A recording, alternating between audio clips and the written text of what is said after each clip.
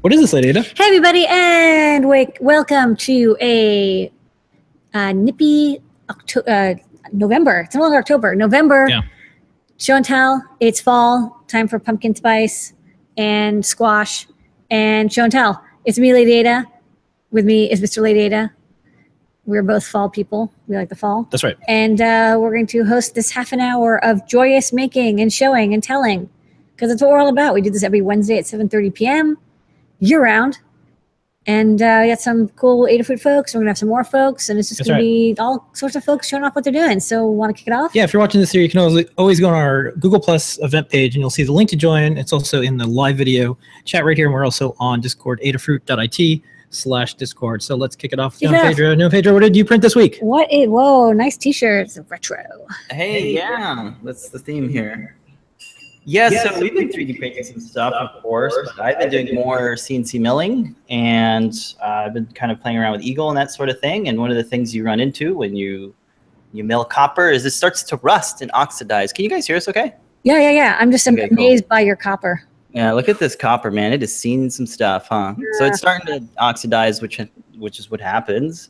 You can do some fancy things like laminate your boards, but then you can't, solder to it. Like this guy here. This one's fun. So I've been playing around with this stuff, which is a UV curable solder mast. It says mast on there. I don't know if they spelled that wrong. It's called mask. But there's a guy with a beard on it, and it's from Mechanic. So you actually sent me this stuff, Lamar, and you said, hey, test the stuff out. And I was like, yeah, and I said, if it's good, we'll carry it. Yeah, and it is good. It's pretty neat. But there are some kind of nifty tricks and stuff you can do to make it a better experience. And I was able to make these two. We got the whole kind of holiday themed colors going on now with red and green. So that's fun. But yeah, this is cool. You just kind of apply it to the PCB and you add some UV light to cure it. And it's like a resin. And it works pretty well. I made one of these little guys, which is my artwork. It's like the whatever layer it is in Eagle. I forget what layer number it is. But it's the layer that has the pads. You can't really see it that well. But it's a piece of transparency film. And I printed on my inkjet printer. There are these like quick dry type transparency papers. And we put a little guide together, which you can find on the learning system. We also did a little video. And I was really impressed by all the great comments that the video got. There's a lot of really good tips because I had lots of fails by doing this.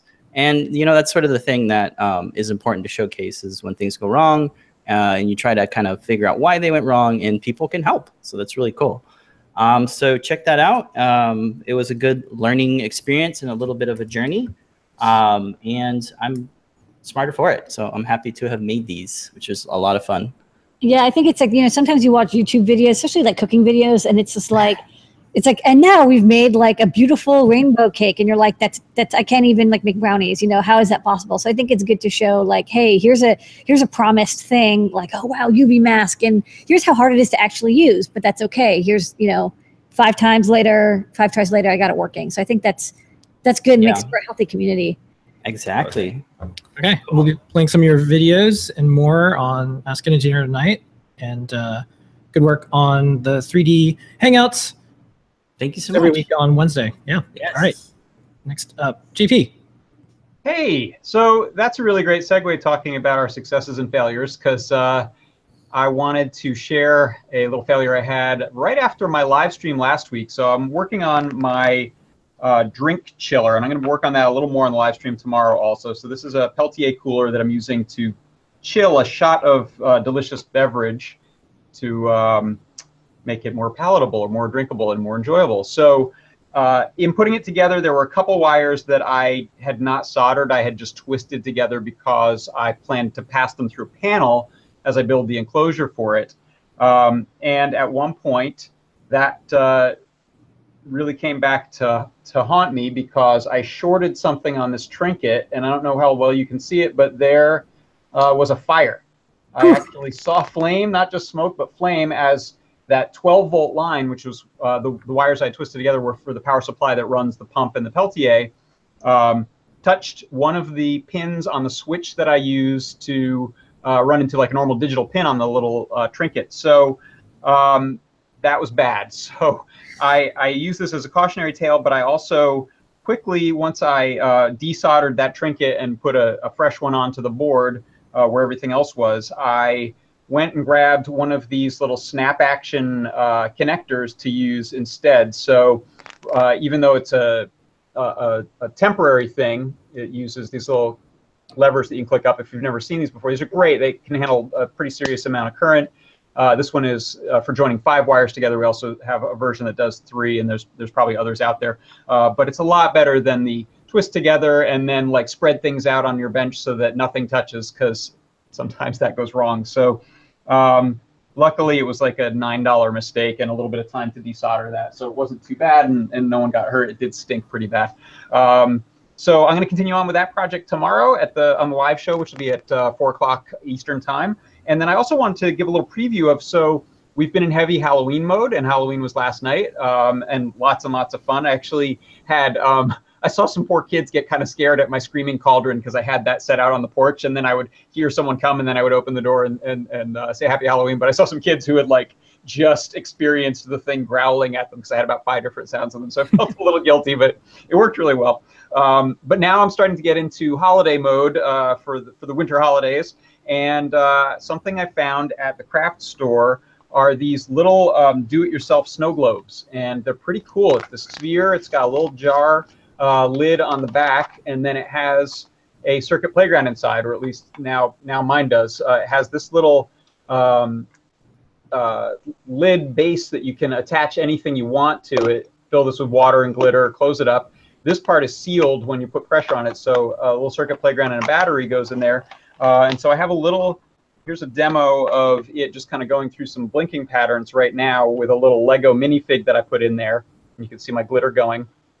That's great. That's and cool. I'm going to work on a version of this that uses the accelerometer in there for something interesting, and maybe the built-on speaker to do a full-blown snow globe. So that should be a fun one, and it's another case of being able to use the Circuit Playground Express with all of its 57 bazillion sensors and lights and things on it, plus a little bit of CircuitPython code in this case, to do a really fun little project. So that's a tease for maybe something coming in the future. Very cool. All Thank you so much. Everyone tune in tomorrow at 4 p.m. Eastern time for Mark's workshop. Okay, next up, Scott. Hello. How's everybody doing? Good. Oh. I've been working on CircuitPython 3.0, trying to make it useful because people are still using 2x. And I made it blink. So prepare yourself. The camera's going to move to my fancy overhead shot. The whole world of hardware. Okay. So I have 2 different, it's backwards. Can't do it. There are 2 different neopixel feather wings, each being powered by Metro, but one of them may look a little different than the other one. And that's because one is running on the M0 and one is running on the M4. So this one, you can see the color is really slow, whereas on this one, That's fast. Fast. it's faster. I measured it, the time, like all the math that Python's doing between the time that it outputs new like frames and neopixels. It's 70 milliseconds on the M0 and it's 26 milliseconds on the M4. So it is definitely faster. And that's using the stock library. So that's actually doing a brightness adjustment and everything as well. Oh, wow. Okay, if people want to kind of tune into the fun, or if they even want to participate in this M4 fun, where could they go? The Discord, adafru.it/discord. We're always in the CircuitPython channel, and we have a bunch of people who are helping me find lots and lots and lots of bugs. And there are definitely more, so don't feel like you missed out. All right. And you got a Bugs for everyone. you got a Bugs for everybody. the cap touch on the M0 is working well. That's from AT Makers, so good work. Sweet. Yeah, nice All right. work. That doesn't work on 3x either, so you know. Stick with 2. All right. Yeah. Next up, Phil B. Oh, hello there. I had a silly Halloween project to share. I feel a little guilty because there's like no electronics in my project this time around. In fact, I didn't actually make any of this. It was mostly tracking down pieces from various places and bringing them all together. But one of my favorite bands, the music of my youth was Devo. And so I made the whole outfit. I got a keytar, and there's a funny story. If you got a minute, I wanted to share. Yeah. That has to do with the hat that I'm wearing, the Devo Energy Dome. And like the rest of the costume, this is something you can buy. You know, they have a fan store, the shirts, the energy domes and everything, $35 or whatever. But this one I found a couple blocks from home. There's a thrift store. And I found this there in the kitchen department, like this, next to the salad bowls and the placemats and stuff. And the reason I had to do this whole thing is, you know, everyone knows Devo for Whip It. But a lot of their music, there was kind of this, it had a cynical streak to it. You know, this whole thing about, you know, humanity just oblivious or complicit in their own destruction. And that's kind of a dark thing, and people don't see that. And just the whole idea of this icon of that message being there, you know, unaware and with a price tag on it, I thought was just the most Devo thing in the world. So I had to pick it up, and then I made the whole rest of the outfit around that. So that's all. That's outstanding. What's that? That's outstanding. It's like finding something that there's a song about it, and the thing is in the. It's super meta. Yeah. Yeah, it's meta. Good word. It's like the Holy Grail was next to it for like discounted $4.95 housewares. Yeah, what'll happen is one day when all of these videos are on hollow cubes, this will probably be in the thrift store turned upside down, and it'll be a video about finding this hat. So yeah, for 35 cents. And yeah, here's your hollow cube. It won't even be us anymore. It'll just all be robots because we'll be gone. It'll be our holograms. All right, outstanding. Thank you so much. That's an excellent question. Thank you. All right, next up. Radmir. Hello, Radmir. Everyone give a warm welcome to Radmir. You've been working on amazing stuff lately. Yay! How's it going? Hello. I have two things to show. One is quite old. You have probably seen it already. This is the PewPew board. Yeah. So it's basically a shield for the feather. And you put it, it has a battery and a switch, so you can use it without connecting it to the USB.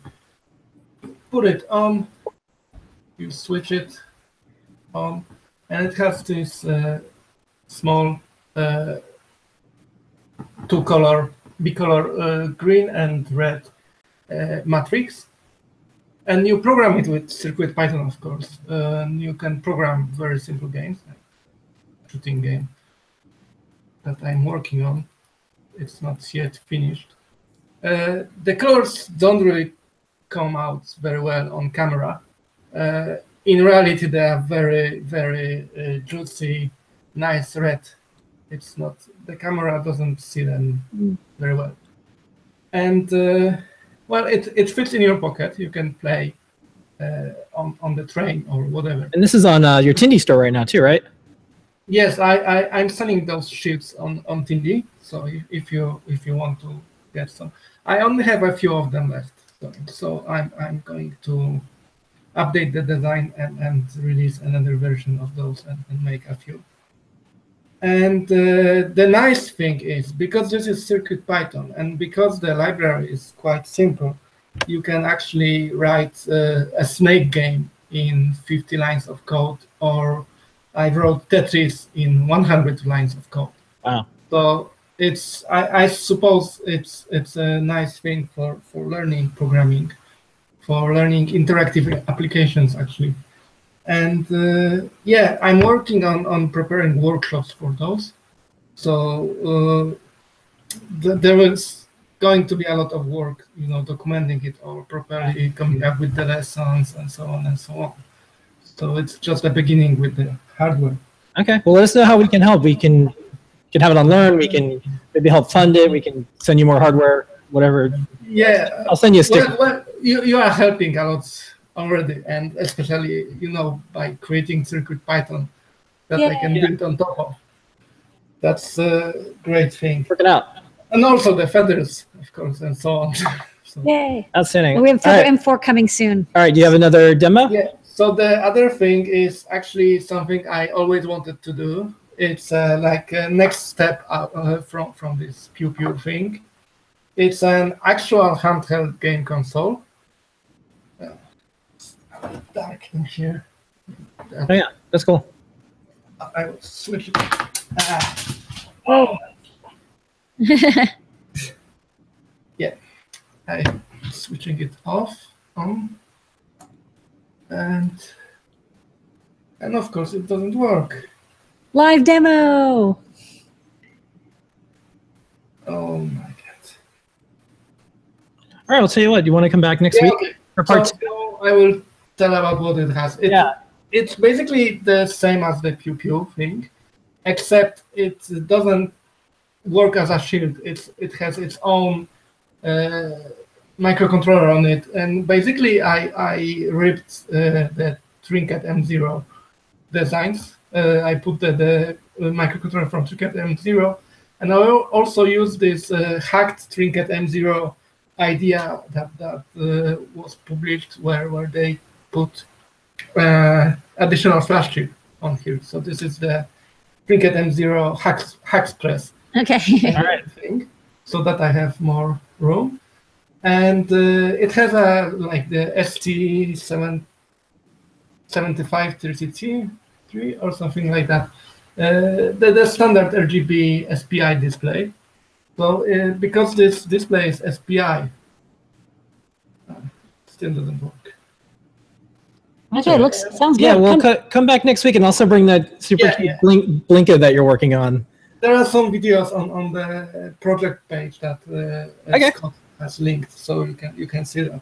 Outstanding. And the main work with this is actually reading the library that lets me do graphics like the Game Boy graphics. So basically tiles and sprites. Because the SPI display, so the display is 128 by 128, and that's definitely too many pixels to even fit in memory of the Trinket.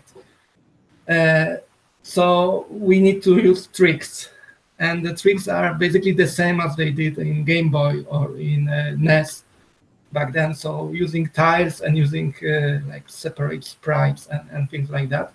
So you don't have to keep all the pixels in memory.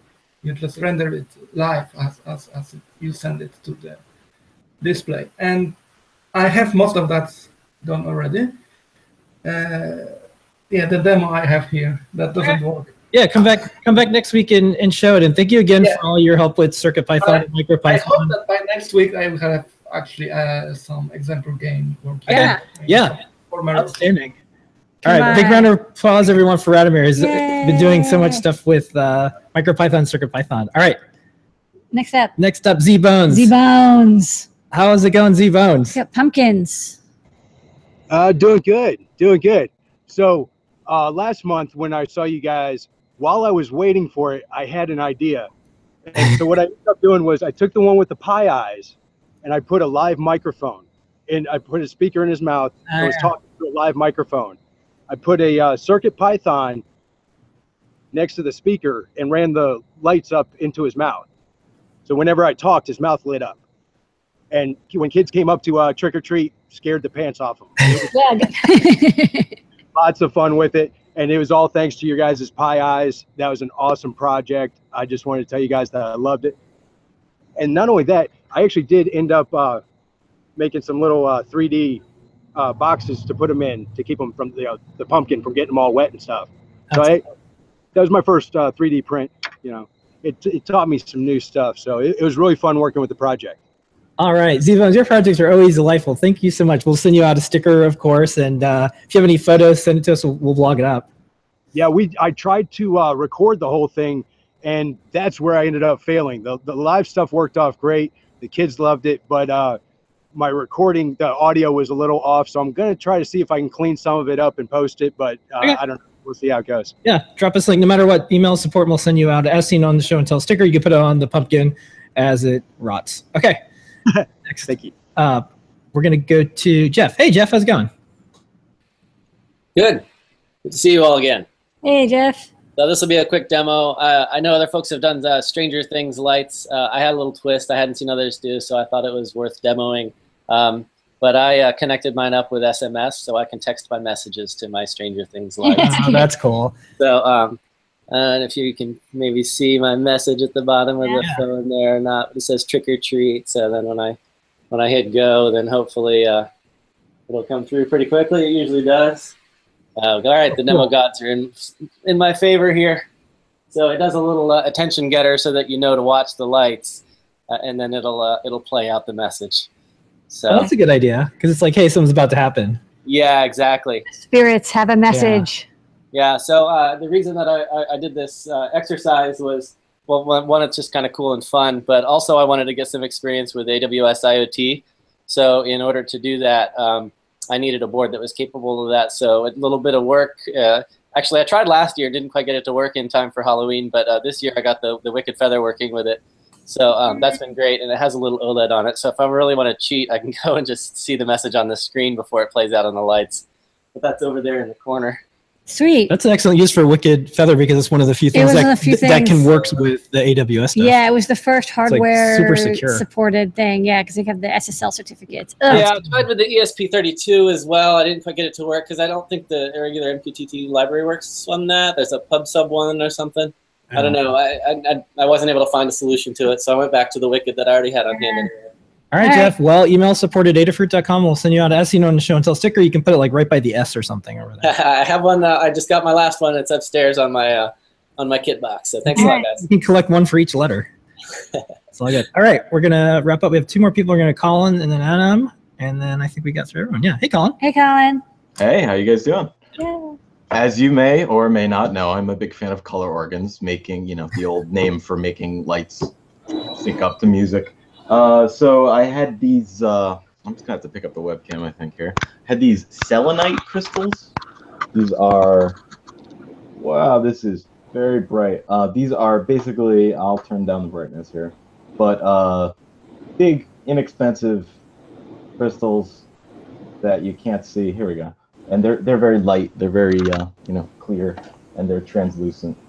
And so I rigged them up to some neopixels, and then controlling it all, I am using a still way too bright over here Teensy with its audio adapter board, and I have a microphone on there and a couple switches, and so I can change it from USB sound input or use the microphone as input, and a little push button that lets me change the modes. So yeah, I don't know if this is going to be a great demo here, because do your best. I'll do my best, right? We'll see. As you said, live demos makes the magic. So if I turn this, you guys can actually hear it a little bit. Turn this light off. You get the idea. There's not a lot of treble on this track, so that tall one's not really lighting up. It's my favorite club on Krypton. Yeah, it does remind me of the Fortress of Solitude quite a bit. Yeah. You use the mode switch, and you can change the colors it uses, that kind of thing. Nice crystal. Yeah. New York Times Club is Kirell's. Right. So anyway, back to reality.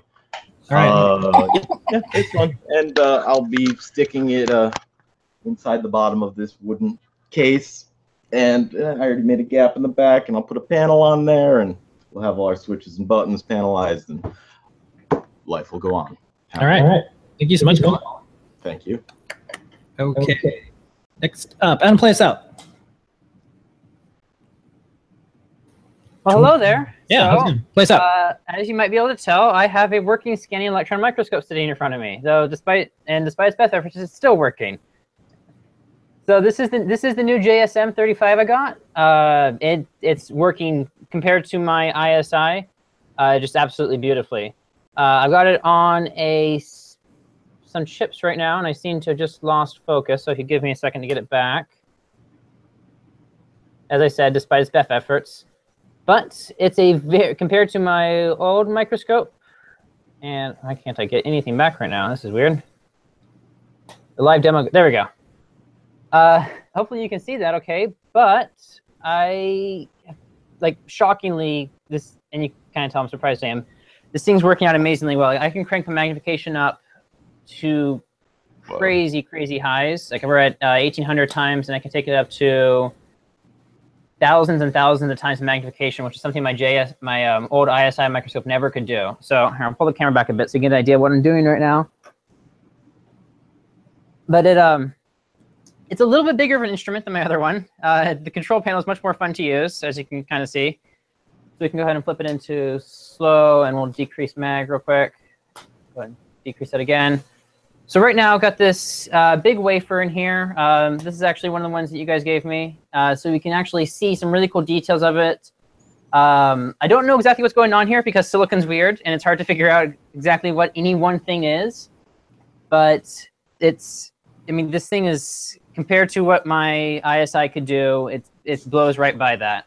So here, if you give me a second, I'll show you something that's pretty cool that I got on here. Expecting you to like zoom in. There's like the serial number from like Wyland Enterprises replicant stuff. I love that there's like a preview. There's like a fast preview mode, and then to like get your setup, and then you can go into big slow scan. Yeah. Oh yeah, no, you have to do a lot of stuff like that with electron microscopy. The physics behind it dictate that the speed of your scan is effectively limited by how many electrons you need to get back. It's called shot noise. If you don't hold the electron beam over a single point long enough, you physically don't get enough dynamic range to actually see an image. Yeah. So when you're at these really high magnifications, you got to kind of condense the area down a lot smaller because your electron beam's tinier too, so you're getting less electrons bouncing back off. So you got to decrease the area down so you can actually see an image in more than a frame a minute. And then when you're taking the photo, you'll put it into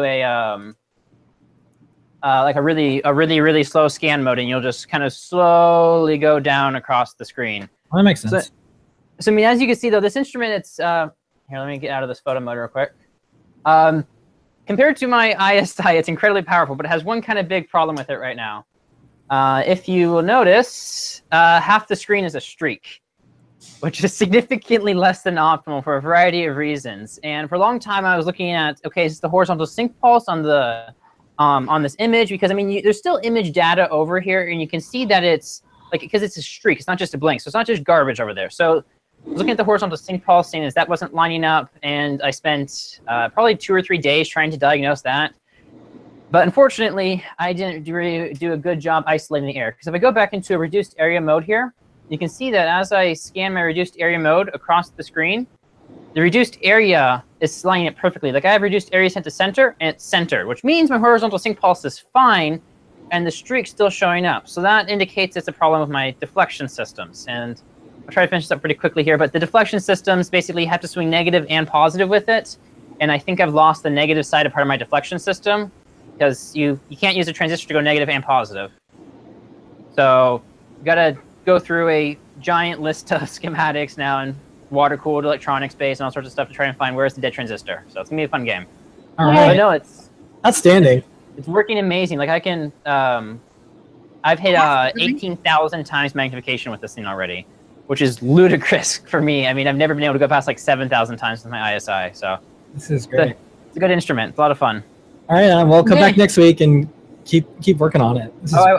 I will. It's amazing. All right. Thank you so much, Z-Bones and Scott and Radmir and Phil B and John Pedro and Jeff Park and Jeff and Colin and Adam. We're here every single week, 7:30 p.m. Eastern Standard Time. Thank you for making this the best half an hour of our lives every single week. Phil B, play us out. Whip it good.